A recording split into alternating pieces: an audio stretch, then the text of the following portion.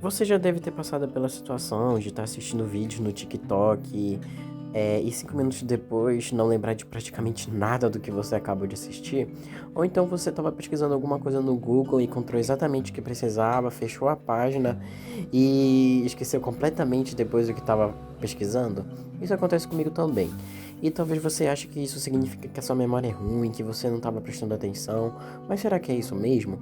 Existe um fenômeno conhecido como amnésia digital, também conhecido por alguns pesquisadores como efeito Google. Sim, o Google tem um efeito psicológico. Bizarro, né?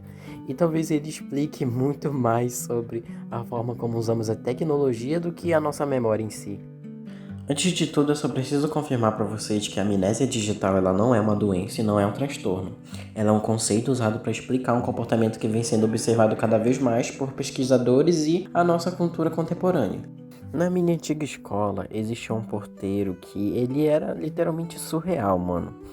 Ele basicamente decorou as placas de todos os carros dos alunos, o nome de todos os alunos, ele sabia a cara de todos os pais dos alunos, e isso sem ajuda ou sem uma metodologia específica dele. Ele simplesmente sabia, ele simplesmente lembra, ele lembra até se você andar na rua e ver ele, mano, ele vai lembrar de você, vai lembrar do seu nome, vai lembrar de tudo. A gente pode acreditar que com o tempo ele vai se desfazer dessa habilidade dele, mas não por conta de falta de inteligência, envelhecimento, mas sim por conta da metodologia e do apoio e suporte que ele vai ter, que seria a tecnologia. Mas o que isso tem a ver, Dark? É simples, galera. A amnésia digital, o conceito dela é que quanto mais a gente tem informação disponível, menos informações a gente vai lembrar.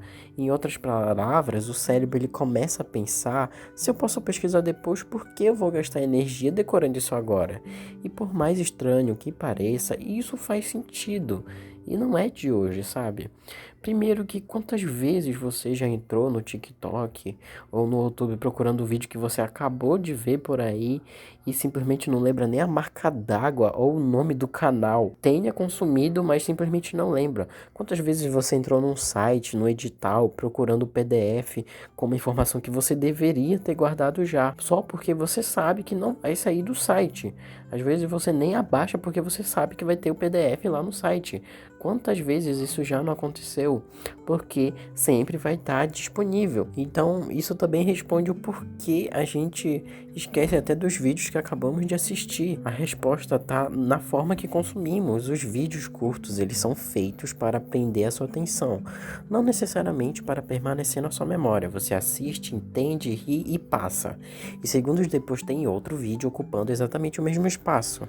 Depois outro e outro. Seu cérebro ele mal tem tempo para decidir se aquela informação é merecedora de ser guardada ou simplesmente ele ter que se esforçar para isso. Ela simplesmente é substituída por outra. E talvez o problema nem seja a dificuldade ou a quantidade de informação para assimilar, mas a velocidade. O nosso cérebro ele precisa de repetição, atenção e significado para transformar alguma coisa em memória.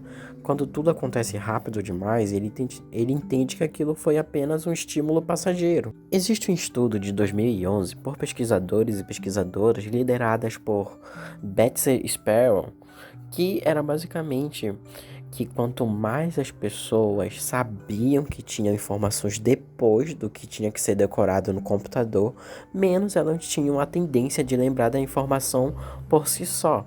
Em vez disso, elas lembravam onde poderiam encontrá-la.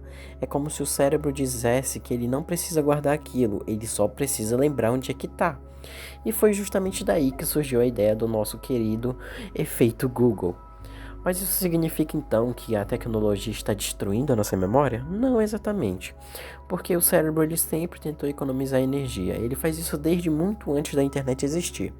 A diferença é que hoje quase todo conhecimento parece estar a um clique de distância.